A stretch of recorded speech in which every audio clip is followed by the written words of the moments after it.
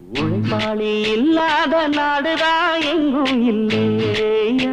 அரஹோயா அவன் உழைப்பாலே பிழைக்காத பேருதான் எங்கும் இல்லையா அரஹோயா